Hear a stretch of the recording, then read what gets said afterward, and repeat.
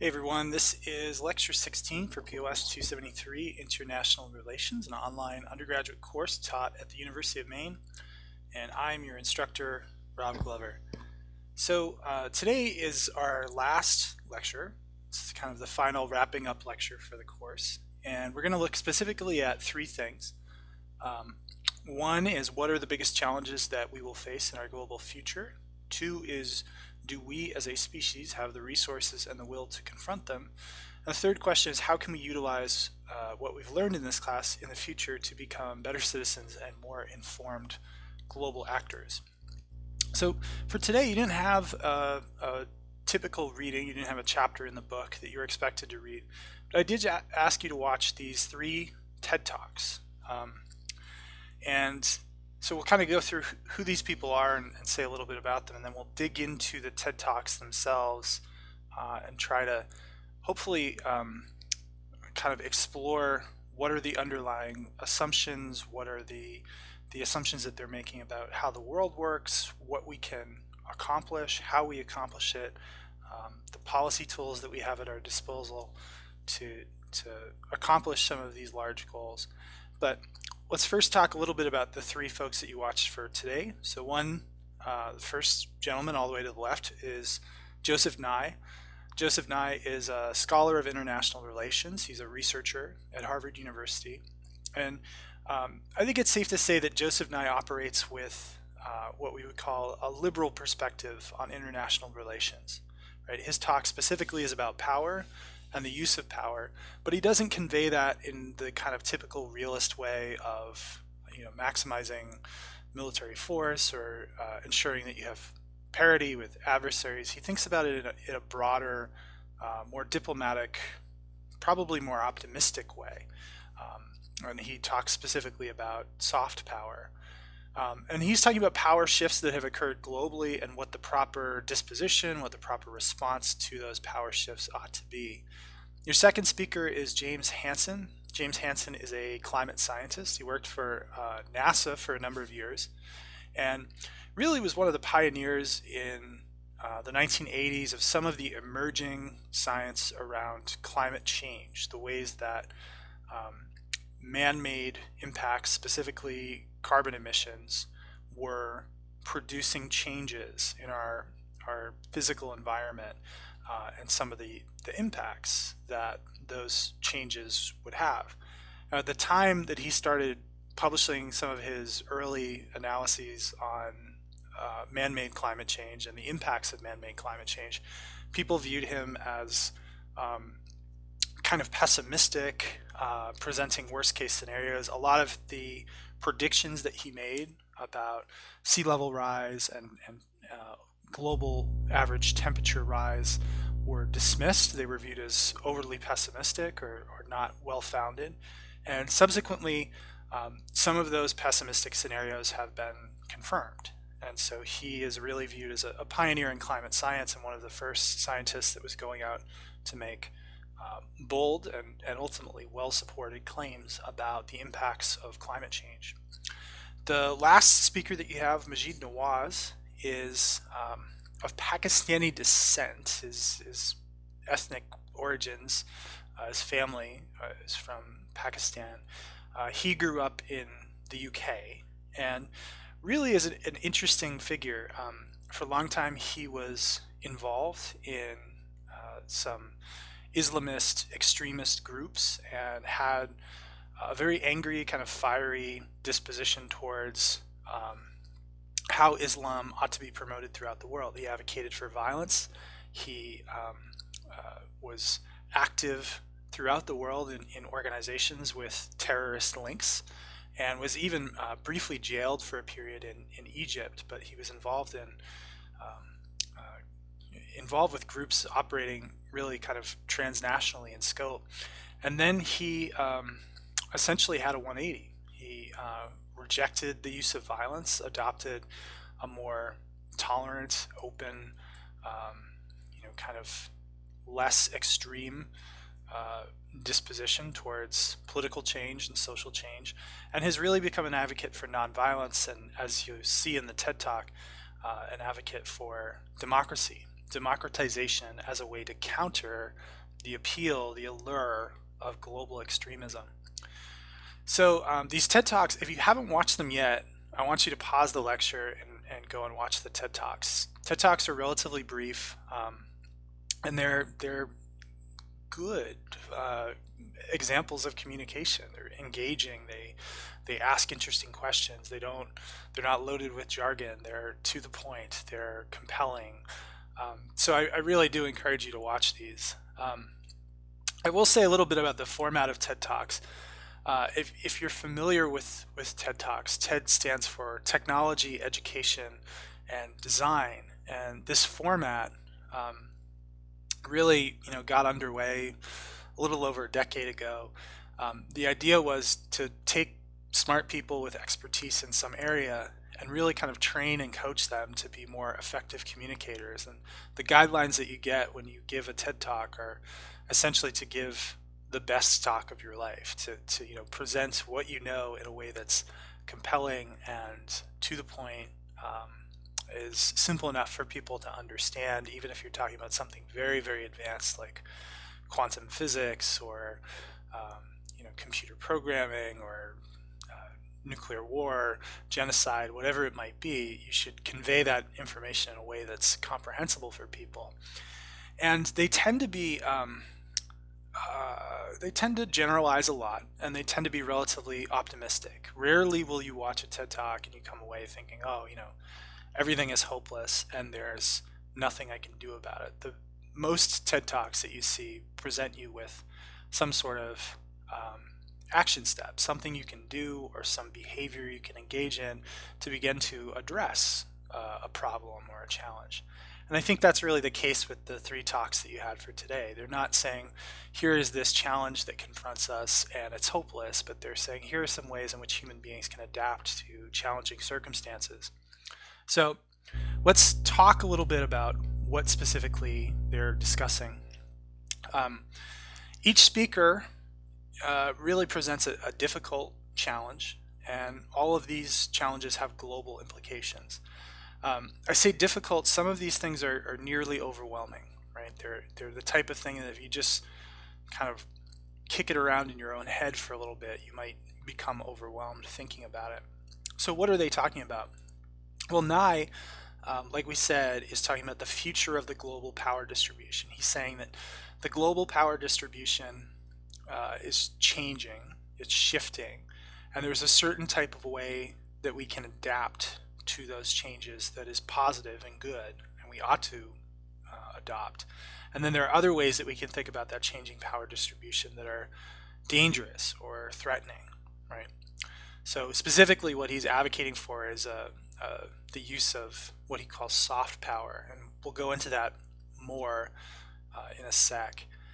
Hansen is talking about the challenge of global climate change, which we just dealt with in the lecture on the environment. Probably, one of the most difficult and thorny challenges that human beings have faced in our history.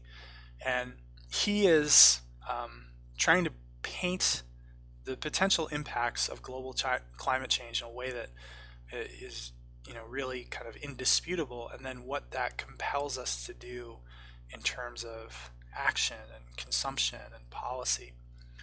And then Nawaz is talking about global extremism and ways that we can counter that global extremism. He says that there's this kind of battle for the hearts and minds of individuals everywhere, and global extremism and the path to violence is very, very tempting, and in some ways has been packaged and marketed in a way that is superior to nonviolence. And so how can we counter that trend towards global extremism? Specifically, he's talking about it in the context of Islamic extremism, but I think especially now we're seeing extremism really run through every society. We could talk about the rise of the far right in Europe. We could talk about some of the violence against religious and ethnic minorities that we see in the United States right now. That's particularly troubling. The resurgence of neo-Nazism and and other forms of political extremism. And so, his message about global extremism that I think he was making in the context of the post 9/11 environment can really be extended even more broadly. So these are big, complex issues. I think all of them have global implications. They're not simply limited to one country or one region, but they expand really to encompass the entire world. And hopefully the way that you're thinking about these issues after taking a class like this is in a little bit more sophisticated way. And so you should be asking yourself, after taking this class, after working through this material, and learning more about international relations and some of the ways to understand international relations, do I look at this in a different way? Do I look at this in a slightly more sophisticated way? So, for instance, a social scientist, when Nye is making a claim about powers shifting from east to west, and there are these structural changes in the character of international relations, a good social scientist would look at that and say, oh, okay, like there's something interesting there. He seems to be making a compelling argument. But how would I go and investigate that further, right? How would I conceptualize power and then go out and try to measure power? And maybe this global power distribution that he sees is real, and maybe it's not, but we need some more sophisticated evidence to go out and understand what is happening with regard to the distribution of power globally, and then that more solid understanding can be the basis for our action and our behavior. Or Nawaz, for example, is another good example. He talks about how the current era in which we live has been characterized by a real diffusion of communications. Communications technology has been democratized. It's been put in the hands of the many. And so you now, as an individual, can reach a global audience and make a global appeal. And the case he's making is that the extremist elements in the world, the element of the world that would push us to violence and push us to engaging in violent behavior, has been more effective at marketing itself as the right way to respond to global changes than the nonviolent element, right? The element that privileges peace and democracy and diplomacy. And here again, I think you could say, well, is it accurate? How would we go out and investigate that? How would we explore that further and kind of try to develop some compelling evidence as to one, just the extent to which communications has been democratized and made more diffuse, and two, the underlying argument that global extremism is more compelling and makes a more compelling case for individuals who are experiencing tremendous and unsettling change. So hopefully you found yourself kind of critically examining arguments, critically examining assumptions as you were listening to these TED Talks. And that's a tool that you've managed to hone a little bit in taking this class. We can talk about these issues that the three speakers are discussing in a couple of different ways. One concept that I want to kind of reintroduce or harken back to that we talked about earlier in the course is levels of analysis. Talked about these different levels in which we can understand global issues. And I think what you're presented with here in these TED Talks is really three levels of analysis. I think Hansen is dealing with the most wide-ranging issue. His issue of climate change is really global. It's planetary in scope. It encompasses the entire world. So the question he's asking is how we as a species may need to alter resource consumption specifically related to energy and fossil fuels to preserve a livable planet for future generations. That has implications for all of us as individuals, but it's the type of issue that is so large in scope that we can really only address it meaningfully if we think in those terms, if we think in terms of the planet, the globe, and move away from localized membership in a country or a specific region of the world. We really need to have a wide-ranging approach to this sort of issue. Nye, I think, is primarily dealing with changes to the state system and interstate relations. So what he's really concerned about, what he's compelling his audience to think about, is how we as states need to rethink some of the concerns about the global power distribution to avoid miscalculation and inaccurate fears. He's saying, look, power is changing. Power is shifting from west to east. Power is changing in ways that the former superpowers no longer have the same level of control over global outcomes that they did before. One way that we can respond to that is this kind of visceral reactionary fear in which we try to hold on to power in any way that we can, and potentially even engage in violent behavior or confrontational behavior to hold on to that power. And Nye is really pushing against that. He's saying that's the wrong approach. A shift in the global power distribution does not have to be a bad thing.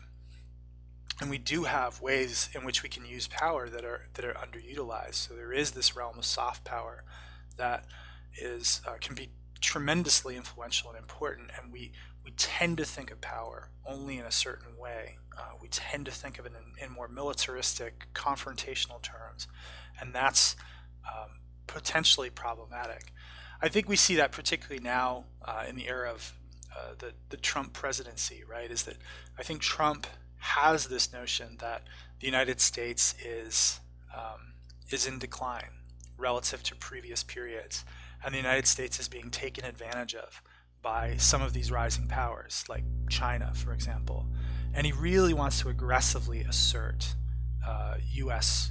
dominance and try to rebuild the U.S. that existed in the 1950s, the 1960s. And I think Nye would push back against that and say, no, that's the wrong approach. You need to be adaptive. Power is always fluid. Power is always changing. And if you miscalculate what it means to exercise power in the world, and you base your foreign policy on fear and trying to hold on to whatever power in the traditional sense that you have, you can get yourself into dangerous situations.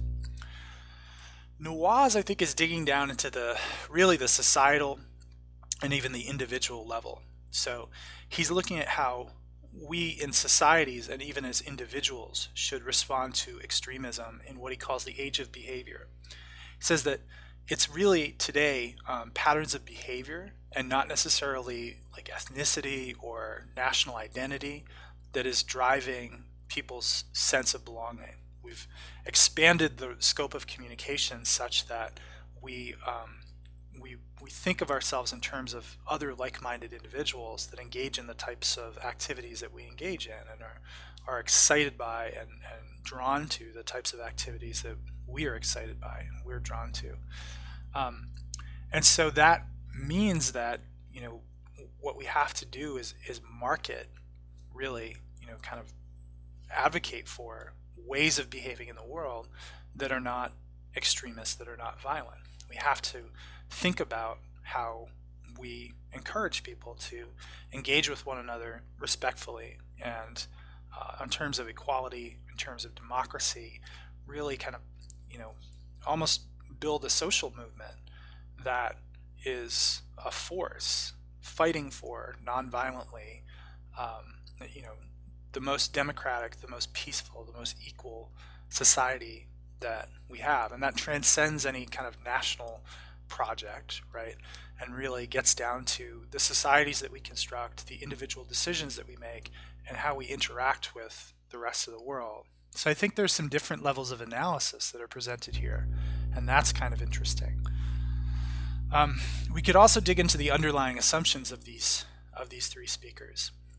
I think Hansen, the underlying assumption that drives his talk is that if we can make human beings aware of the risks of climate change and hopefully compel them to jar them enough with those risks that we stimulate political action, then we can change consumption patterns. I mean, there is, even though Hansen's predictions and his assessment of the world is pretty dark, I think there is this underlying optimism that if we reach enough people and compel them to engage in political action, we can change their consumption patterns.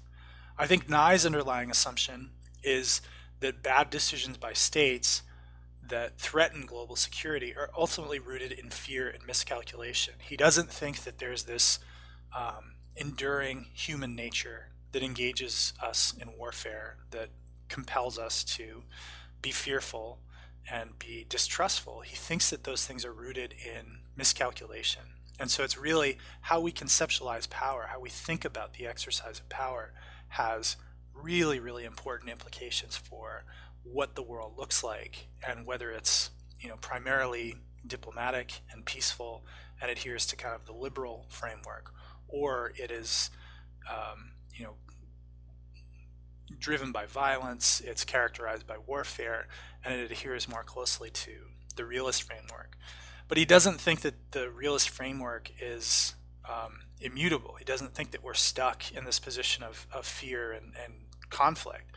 He thinks that that's ultimately rooted in miscalculation. So he's compelling people to think about power in a slightly different way. And then Nawaz, I think his underlying assumption is that if you present human beings with a compelling and authentic and localized narrative about the importance of nonviolence, the importance of democracy, they will choose democracy over extremism.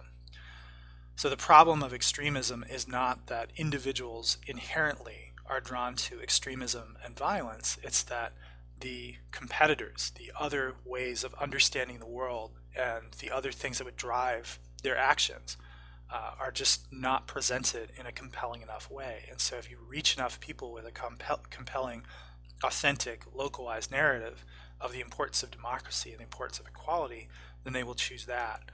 And I think he would use his own case as an example. I think he does in the TED Talk, that his experience was once he was presented with a compelling narrative favoring democracy, he moved away from extremism. The last way that we could look at this, and the way that really I encourage you to be thinking about generalized arguments like this, is in terms of policy implications, right? When you make an argument about a global issue, even if you're not directly articulating this, there are always policy implications. There are always public policy choices, foreign policy choices that would flow from the way that you think about the world. I think here Hansen is probably the most explicit. He proposes what's called a fee and dividend system. Essentially what he is trying to do is attach a cost to carbon emissions. Hansen is from a framework which essentially views carbon emissions as waste, right? It's waste in the same way that a byproduct of industrial production that is produced would be waste. It's waste in the same way that a restaurant's leftover oil from the fry later is waste. It's waste in the way that when you change the oil in your car, you have to pay an extra fee so that they can safely dispose of the waste oil. He thinks that carbon emissions is something that we've never really attached a cost to. It is a waste product, but we don't bear the costs of carbon emissions, and so therefore there's not an incentive to decrease use and to develop technologies that are less intensive in terms of the carbon that they emit. So the fee and dividend system is really an attempt to attach some sort of cost to carbon emissions, and that would have to be something that would be implemented globally. It would impact some economies more than others, but it would have to be a global approach. I think Nye, what you come away from Nye with in terms of policy implications is really a liberal foreign policy that doesn't view power as zero sum. So, the fact that power is shifting and China has more economic power and more political power than it did 50 years ago, the fact that we have rising powers like South Korea or Kenya, Nigeria, India, economies that 30 or 40 years ago were still experiencing famines, political systems that 30 or 40 years ago were still very unstable are starting to become more stable or change. That doesn't mean that because other countries are achieving new levels of power, we are losing power. He thinks that power can shift and it can become diffuse in ways that we should not immediately view as threatening. The fact that India and China have experienced this tremendous growth and now have more power in the global political system doesn't mean that we're losing power. And so as a result, he thinks that, really a lot of our foreign policy efforts should be targeted at cultural diplomacy, being the example of the culture that people respect and admire, and also diplomacy, trying to manage and negotiate conflicts and tensions where they arise and address them through communications as opposed to what we call saber rattling, right? Just kind of tough talk and building up your military capacity in an attempt to scare the other side, or outright conflict, engaging in violence.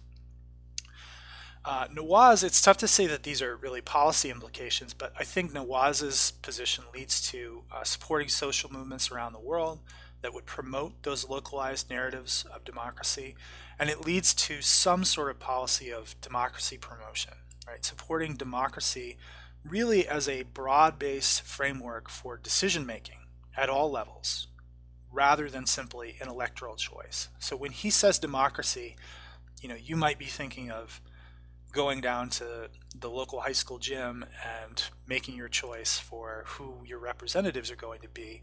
But he means something more intensive than that. He means democracy not just at the ballot box, but democracy in schools, democracy in our workplaces, democracy in our communities, and engaging with one another as a way of life and a way of making collective decisions rather than simply choosing the people that are going to lead us. So all of these arguments, even a TED Talk, is about as abstract and generalized as an argument can be. There's always a point to a TED Talk, but it tends to be very, very fuzzy. Just because it's a compressed time format. You don't have a lot of time to really develop a sophisticated, detailed argument. But I think you can go and dig deeper in these sorts of talks and pull out policy implications. And hopefully this class has given you tools to do that. This class has given you the tools to, when you listen to a speech by a political candidate, or you listen to a journalist or a writer on the radio who's talking about some international issue, you can dig deeper and see what the policy implications of their views would be, and kind of map them out, even if they're not articulated explicitly. So the last piece here is, and the thing that you should be thinking about, particularly once you get to the level of policy implications, is resources and will to confront these issues. So the three sets of policy implications, these are types of questions you could ask. You might say, okay, what role is the state going to play in addressing these issues? One of the core themes of this class has been that the state is playing a different role, and there are other actors operating at the global level, whether it be regional intergovernmental organizations, or NGOs, or citizen activists, or civil society groups, celebrities who weigh in and influence public opinion on important issues. What other sorts of actors will need to be involved? And think about that in terms of Hansen and Nye and Nawaz. Like, what types of actors would you need to involve? Probably, certainly the state, right? But what other types of actors would need to get involved? Two, what frameworks for global cooperation on these issues exist? So the great thing about so many years of international interaction is that we don't have to reinvent the wheel. We have certain institutions, certain norms, certain frameworks, certain bodies of international law that already exist. So what frameworks on these issues exist? What ones would you need to create? And this is really important, particularly when we think about global climate change. How long will it take? How much time do we have? The clock is ticking on some of these issues. And if we don't create frameworks for global cooperation, it might be too late to actually address the issue and prevent really, really serious and dangerous consequences for humanity. And then lastly, what political will exists to address these issues? Sometimes there's an important issue that everyone recognizes as important, but the scope of doing something about it is so extreme, is so overwhelming, that the political will just doesn't exist to address the issue. Sometimes there's organized and powerful interests that try to block change, and they don't represent the majority of society. They don't represent the majority of the global population, but they have a lot of power and they have a lot of influence, and they can shut down our attempts to address certain issues. So, what political will exists to address these issues? And if it is absent, if it is not there, how do you try to create it? What is the method that you use to try and foster that political will? So that's kind of the next stage. Once you think through assumptions, once you think through policy implications, then you dig into these questions of like, okay, what would it actually look like to confront some of these global issues? And your interpretation might be optimistic, it might be pessimistic. So that hopefully has given you a sense of how you can use some of what you've learned in this course. Hopefully, I know there's a lot of information and we cover it quickly, but hopefully you're getting a sense of this stuff does matter. Like, it helps you be an informed citizen, it helps you be an informed consumer, and gives you an edge, a certain degree of sophistication in thinking about these issues that others might not have. So how can you continue to use what you've learned in this course? One, I would say inform yourself about global issues.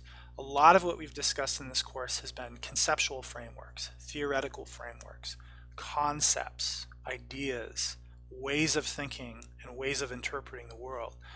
The reason I focus so much on that in an introductory level class is because those are the tools that you keep using as you try to understand global issues. The specific details of some nuclear non-proliferation treaty, yeah, that's important, right? But really what's most important is to have tools that you can continue to use and continue to analyze these issues. But to do that, you need to inform yourself about the global issues. So you need to read about global news. You need to continue to be up to date on current events and issues happening throughout the world. You probably need to kind of be a voracious consumer of media and information, and at the same time be discerning about where you get your information. There's a lot of misinformation about global issues that is out right now, particularly with what Nawaz talked about, the democratization of communication. So you have to be careful about where you're getting your information, but informing yourself is just really, really critical. You should continue to think deeply and critically about these issues, and you should try to approach the issues from multiple angles and seek out information on the issues that matter most to you. You can't read everything, you can't be knowledgeable about everything, but the things that matter to you, the issues that you care about, you should seek out information on those issues and try to think about it from different points of view.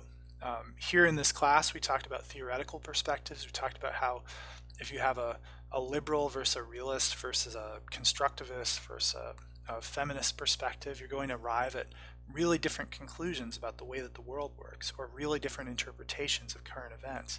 Well, continue to do that, right? And in particular, when you're talking about an international issue and there's a point of view that you're confronted with that you just can't understand, you can't wrap your head around it, why would someone think that way? Try to empathize. Try to think about, okay, what is it that is making this person say that, this policy is a good policy, or this war is a just war, or this, this treaty is a good treaty, whatever it might be.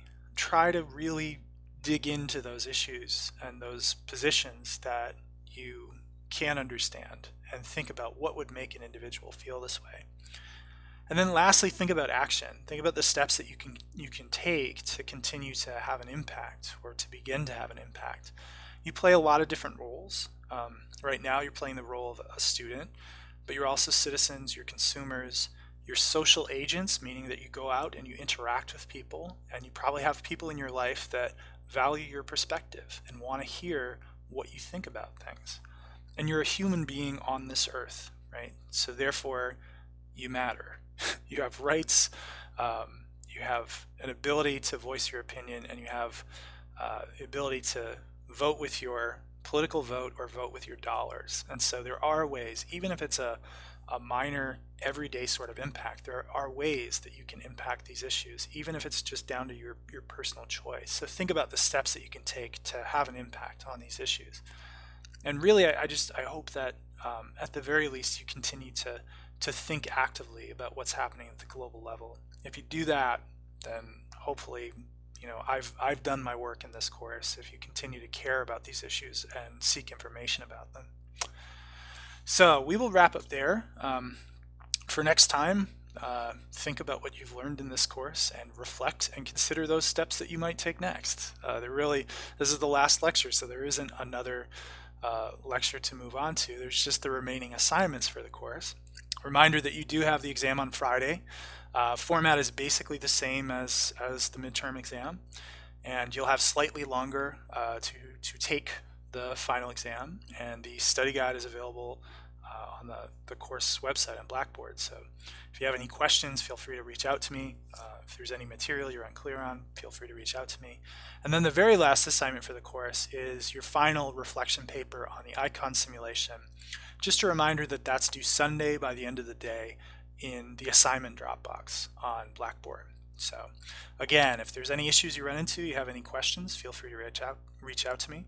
Otherwise, I wish you all the best, and I hope you've enjoyed the course. Thanks very much.